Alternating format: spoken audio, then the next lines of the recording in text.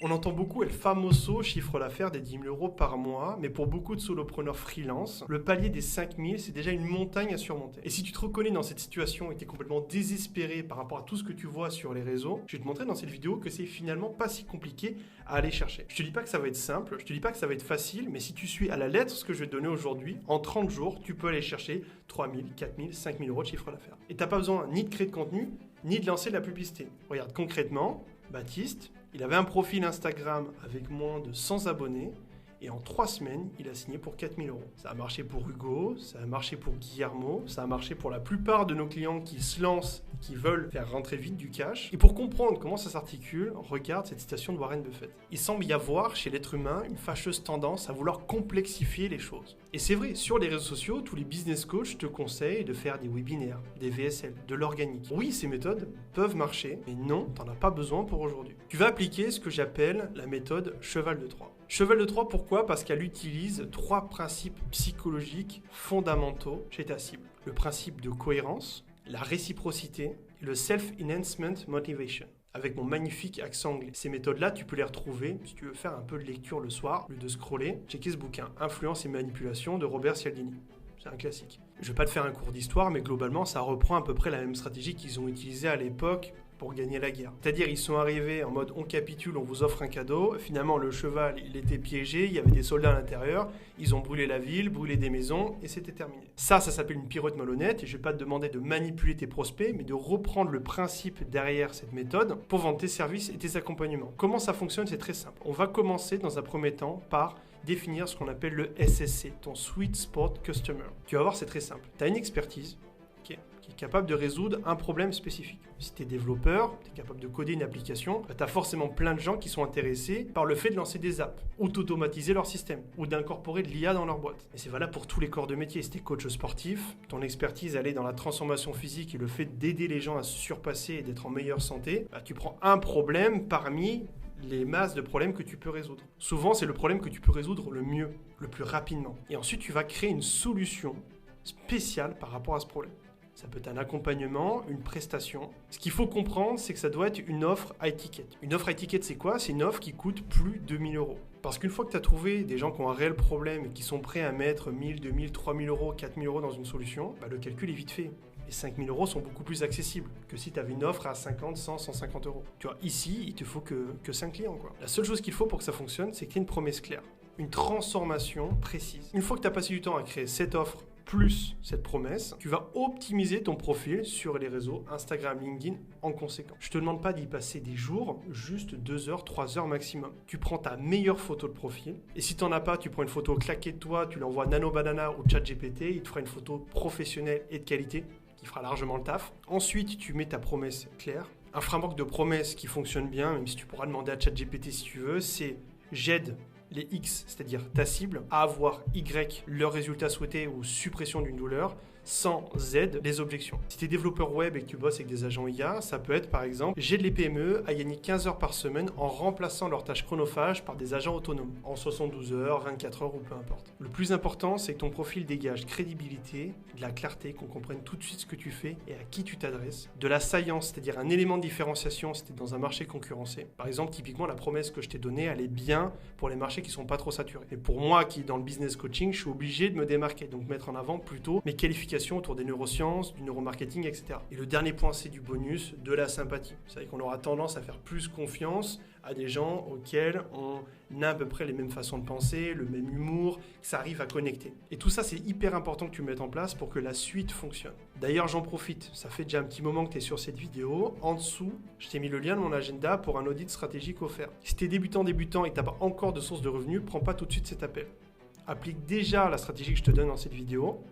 Après, on verra par la suite. Par contre, si tu as déjà quelques clients et que tu as envie de plus de stabilité et d'aller chercher 5, 10, 15 cas de chiffre d'affaires, prends un créneau, viens avec tes problématiques, on va tout poser sur une roadmap et si ça fit, on pourra parler potentiellement d'une collaboration. J'ai mis peu de créneaux dispo, premier arrivé, premier servi et maintenant on passe à la suite. Une fois que c'est fait, tu vas faire une liste de 100 contacts. 100 personnes qui pourraient être intéressées par ce que tu proposes. Ces personnes-là, tu peux les trouver dans des groupes Facebook, des amis, de la famille, des contacts de niveau 2, c'est-à-dire des voisins, des potes à ton daron, daron, à ta daronne, à des amis à toi ou sous les posts de tes concurrents, par exemple sur LinkedIn. Tu vas rentrer toutes ces personnes dans une database et regrouper soit leur numéro WhatsApp, soit leur Instagram, soit leur LinkedIn. Et une fois que c'est fait, on rentre dans le vif du sujet, on actionne la fameuse stratégie cheval de Troie. L'idée, c'est simple. Tu vas contacter toutes ces personnes, pas en leur proposant ton service, mais en leur demandant un coup de main comme si c'était toi qui avais besoin d'eux. Et c'est là qu'est la nuance. C'est là qu'on commence à actionner les premiers leviers psychologiques. Les gens aiment se sentir serviables, les gens aiment se sentir valorisés parce qu'ils ont quelque chose à apporter. Donc en les contactant avec ces démarches, tu vas activer ce levier psychologique. L'idée, c'est d'y arriver tout smooth, en mode « Salut, j'ai rien à te vendre, je suis en train de créer justement une nouvelle offre, une nouvelle formule et j'aurai besoin de tes services pour ça. » Pour les personnes que tu contactes sur WhatsApp, que tu connais plus ou moins loin, par exemple si c'est un ami d'un ami, tu dis « Salut, je viens de la part de un tel, il m'a passé ton contact parce que tu pourrais m'aider à faire ça, est-ce que tu aurais 2 minutes ?» Et une fois que la personne répond, tu dis « Bah voilà, j'ai tout regroupé dans un formulaire de 2 minutes que je vais t'expliquer après, est-ce que tu serais OK pour y répondre ?» Pour les profils que tu connais pas, tu peux arriver juste en répondant à des stories Instagram, ou alors si tu viens sous les posts de concurrents, tu peux envoyer ce message. « Salut X, j'ai vu ton commentaire sous le post de Pépito qui parlait de ça. » Contextualise. Tu as l'air d'être touché par le sujet, est-ce que je peux te poser une question? Ou alors, est-ce que tu as 5 minutes pour me passer un coup de main? Et une fois que tu as des réponses et que tu as l'approbation des gens, qui t'ont dit oui, donc ils ont fait laisser rentrer le cheval de Troie, entre guillemets, tu vas leur envoyer un tally, un formulaire, qui va comprendre différents points. Sur la première page, t'expliques le quoi, qui tu es en 2 lignes et la démarche du formulaire. Je suis en train actuellement de concevoir une offre et de voir quelle est la meilleure façon pour aider les gens autour de moi en vue de cette problématique. Ça m'aiderait vraiment si tu prenais 2 minutes à répondre à ce formulaire et à la fin, je te réserve une surprise. Ça, c'est l'intrigue. Il va se sentir valorisé et en plus, il y a quelque chose de croustillant à aller chercher, donc vas-y, pourquoi pas, tu vois. Et puis les gens adorent répondre au formulaire, donc ça marche extrêmement bien. Et à la fin du formulaire, ce que tu fais, c'est merci, tes réponses vont vraiment m'aider à développer mon activité. Et ce que tu fais, c'est que tu crées un lien de redirection directement vers ton WhatsApp. Tu lui dis, bah voilà, je te laisse m'envoyer un message sur WhatsApp pour la surprise. Comme ça, tu as le numéro de la personne et puis après, tu peux actionner la suite de la stratégie. C'est diabolique et ça marche très très bien. Pour ce qui est des questions, tu vas en mettre maximum 5 voire 6. Des informations sur le contact, prénom, nom, mail, idéalement numéro de téléphone. Le problème qu'elle peut rencontrer en ce moment, tu peux mettre un questionnaire à choix multiples. Est-ce que tu rencontres un problème pour la création de contenu? Est-ce que tu rencontres un problème pour l'acquisition? Est-ce que tu rencontres un problème pour convertir tes clients,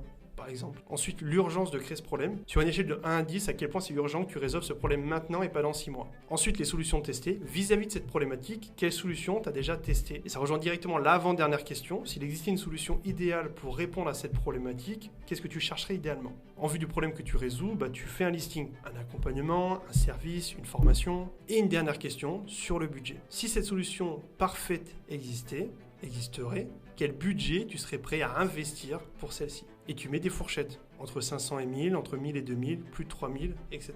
Et en fait, ce formulaire-là, il est démoniaque parce qu'il y a 3 objectifs. Amorcer la stratégie cheval de Troie, prendre un maximum de data pour consolider une offre irrésistible, et surtout utiliser les réponses pour la suite. Parce qu'une fois que tu as toutes les réponses, tu vas pouvoir qualifier les gens. Si en vue de la problématique que tu résous, les gens ont une réelle douleur, qui te disent oui, là, il faut que je le résolve maintenant, qu'il y a une urgence et qu'ils ont potentiellement le budget, là, tu vas les rediriger derrière vers, du coup, un appel de coaching offert. Et là, ça va activer le biais de cohérence. Tu m'as aidé en remplissant ce formulaire, laisse-moi te rendre l'appareil. Et donc là, à 99% de chance, ils vont accepter. Parce que si tu arrives en contactant des gens en disant tiens, je vais t'offrir des coachings offerts, ils sentent la couille. Et c'est pour ça que dans la rue, tout le monde met des stops de cow-boy lorsque les gens veulent offrir des trucs, etc. Parce qu'ils savent qu'il y a un truc derrière. Ils savent qu'il y a monétisation qui va se passer, tu vois. Et la cohérence, elle fonctionne parce qu'il y a réciprocité. Quand quelqu'un te rend un service, tu vas te sentir redevable et donc tu voudras lui rendre l'appareil. Et finalement, la pirouette, c'est que c'est pas un coaching offert. Enfin, si un peu, mais c'est un appel de vente déguisé. Le but de cet appel, c'est de creuser la douleur,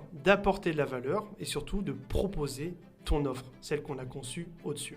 Et ce qui est génial, c'est que le budget, la douleur, l'urgence et les solutions testées, tu les connais grâce au formulaire. Donc c'est comme si tu faisais une partie d'échecs avec quelqu'un en connaissant déjà au moins 5 coups à l'avance. En vue des réponses au formulaire, en vue des problématiques rencontrées, tu vas pouvoir lui construire une offre un petit peu sur mesure et utiliser certaines de ces réponses pour créer de la proximité. Si la personne elle est, dans une dynamique de perte de poids, j'ai n'importe quoi, et qu'elle a testé le challenge de Sissimua et que ça n'a pas du tout fonctionné, et toi, quand tu vas discuter avec elle, tu dis voilà, en fait, ce qui se passe souvent, en tout cas ce que je rencontre, c'est que les personnes qui veulent perdre du poids, elles vont dans des challenges un peu gratuits ou pas chers d'influenceuses, mais c'est souvent pas personnalisé, pas adapté à certains modes de vie, etc. Et du coup, la personne, elle va oublier qu'elle a répondu ces réponses-là, et elle va dire « Ah ouais, il me comprend, il maîtrise son sujet ». Et pour cet appel, tu peux suivre une trame précise. La première chose, c'est le cadrage. Salut, j'espère que tu vas bien, est-ce que tu m'entends bien? Ok, trop cool, on va prendre 30 minutes pour échanger, est-ce que tu es dispo là pendant ce temps-là? Super. Déjà, je te remercie pour le temps que tu as passé à répondre à ce formulaire et je voulais te rendre l'appareil et prendre le temps de t'apporter un petit peu de valeur dessus. Donc, je vais te poser un maximum de questions pour comprendre tes problématiques et puis t'apporter des solutions. C'est bon? Et là, tu commences ta phase de découverte. Tu vas creuser le problème que tu connais plus ou moins déjà et tu vas l'approfondir. Si tu mets en place des solutions d'automatisation, il faut que le mec il te dise pas juste « ouais, je perds du temps », oui, c'est un peu chronophage. Non, il faut juste qu'il se rende compte à quel point c'est important pour lui de passer à l'action et de supprimer ses anciennes tâches chronophages. Qu'il a plus de temps pour lui, plus de temps pour ses gosses, qu'il peut plus passer du temps pour développer son activité, qu'il est noyé de tâches à faible valeur ajoutée. Tout ça, il doit te le dire. Il doit te dire surtout que c'est urgent de régler ce problème. Tu peux lui demander, par exemple, à quel point tu mettrais le curseur sur l'urgence de régler ce problème. Plutôt 8, plutôt 10, plutôt 9. Si la personne elle te dit 9, 10, tu passes à la suite. Si elle te dit en dessous, genre un chiffre 5, 6, 7, ça sert à rien de continuer pour l'instant, il faut que tu recadres. Ok, tu m'as dit 6, mais par rapport à tout ce que tu m'as dit, que ça t'impactait ton quotidien, ton machin, etc. Pourquoi 6 et pourquoi pas 7 et pourquoi pas 8? Et là, il va t'expliquer, tu vois. Ah, mais j'ai pas le temps de m'en occuper, puis j'ai ci, puis j'ai ça. Ok, t'as pas le temps de t'en occuper, mais si t'avais une solution clé en main qui te permettait de résoudre ce problème, tu le prendrais en priorité? Ah oui, carrément, bah là, ça serait plutôt 8, 9. Ok, bah là, c'est bon. Et tu passes à la suite. Et cette phase-là est super importante. Si tu discutes avec la personne qui a pas de problème, qui n'a pas testé de solution, qu'elle comprend pas trop la cause, qu'elle voit pas trop les conséquences, etc., va pas plus loin. Donne-lui un petit peu de valeur, quelques conseils, quelques tips, quelques méthodes, et tu termines l'appel avec la méthode que je vais te donner après. Donc s'il y a une réelle urgence et que tu peux sincèrement, en vue de tes capacités et ton expertise, aider cette personne à avancer, tu vas l'aider à se projeter sur sa situation désirée. Il faut qu'elle s'imagine quelle serait sa vie, son quotidien, une fois qu'elle aura résolu ce problème. Au niveau du temps, de l'argent, du mode de vie perso, pro. Puis tu passes à une phase de contraste où tu vas créer vraiment cette fracture. Actuellement, tu es dans cette situation, et tu rencontres ces problèmes, et toi, dans l'idée, tu aimerais aller là, puis là, puis là. C'est bien ça? Ouais, c'est exactement ça, ok. Et là, magie, tu proposes ta solution. Bah écoute, en vue de ce que tu m'as dit aujourd'hui, même si c'était pas le but de l'appel, je pense sincèrement avoir une solution qui va te permettre d'aller chercher ces résultats. Est-ce que ça te dit qu'on prenne 5-10 minutes pour que je te présente ça? La personne va te dire oui, dans quasiment tous les cas. Et là, l'objectif, c'est pas de pitcher ta solution avec plein de bullet points et plein de trucs rationnels. La seule chose qu'il faut lui montrer, c'est l'émotionnel. Tu es dans cette situation. Nous, ce qu'on va mettre en place, c'est ça, puis ça, puis ça, pour arriver à ça. Si on reprend l'exemple du développeur avec l'IA et les automatisations, ça pourrait donner un truc comme ça. Mon service, il va être structuré en 4 phases. On va prendre 1 heure au début pour diagnostiquer tes systèmes et voir là où tu perds un maximum de temps. Ensuite, à la fin de cet appel, on va passer à la phase 2 où de mon côté, je vais mapper chacune de tes problématiques avec les solutions les plus adaptées pour y répondre. On se revoit 20-30 minutes pour brainstormer et que tu me valides si c'est OK pour toi. Et dans la phase 3, en moins de 7 jours, je conçois et je set-up toutes ces solutions sur mesure sans bouleverser tes process internes et ni modifier ton organisation. Et 8 jours plus tard, tu as tous tes anciens process qui sont remplacés par des IA autonomes qui te font gagner minimum 15 heures par semaine. Une fois que tu l'as présenté comme ça, tu t'assures que la solution est adaptée par rapport à ce que recherche la personne. Tu lui demandes directement, est-ce que par rapport à ce que je t'ai présenté, ça matcherait avec ce que tu recherches? Ok, bah écoute, pour cette solution, on est sur un budget total de 3 000 €. Est-ce que c'est bon pour toi? Si elle te dit ouais, bah écoute carrément, mais peut-être pas pour tout de suite, etc., bah tu t'arranges pour prendre un acompte. Sinon, bah tu prends un paiement en upfront direct, puis tu commences l'onboarding. Voilà, c'est pas plus compliqué. Alors oui, tu auras des objections, des je vais réfléchir, c'est pas le bon moment, etc. Et dans cette vidéo, on va pas pouvoir traiter tout ça. Parce que tout ça, ça se traite en amont. Si tu as fait une bonne qualification de ta cible, une bonne découverte, un bon cadrage et que tu as fait une bonne annonce de solution, normalement, tu n'es pas censé avoir des je vais réfléchir, etc. Et là, ce que je t'ai présenté, c'est une branche du scénario, mais ce qui est génial avec cette stratégie cheval de Troie, c'est que tu gagnes à tous les coups. C'est comme si tu actionnais une machine à sous, et dans tous les cas, soit tu avais un petit lot de consolation, soit tu gagnais le jackpot. Si la personne n'est pas du tout intéressée et complètement hors sol, bah ça te fait de l'XP et ça t'apprend à passer de bons appels de vente, cadrer l'appel, faire une découverte, etc. Et ça te servira pour toute ta vie d'entrepreneur solopreneur. Si la personne était intéressée mais pas suffisamment pour prendre ton offre, et ben dans ces cas-là, tu lui demandes une petite Google Review. Et tu lui demandes à la fin de l'appel. Tu dis ok, qu'est-ce que tu as pensé des conseils que je t'ai donnés? Ah bah j'ai bien aimé ça, ok, ça va t'aider sur quoi? Bah ça va m'aider sur ça. Tu dis ok, bah écoute, je suis ravi d'entendre ça. Est-ce que tu serais ok de m'écrire ce que tu viens de me dire par message ou sur ma page Google Review pour me faire des témoignages? Ça m'aiderait à me lancer, ça m'aiderait à mettre en avant mes services. Encore une fois, on est dans la réciprocité, dans la cohérence, donc bien sûr qu'il va le faire. Si tu gères bien, et ben tu prends de l'XP, tu prends une review et tu fais rentrer du cash. Et sinon, dans tous les cas, tu vas demander à la fin de l'appel des recommandations d'autres personnes.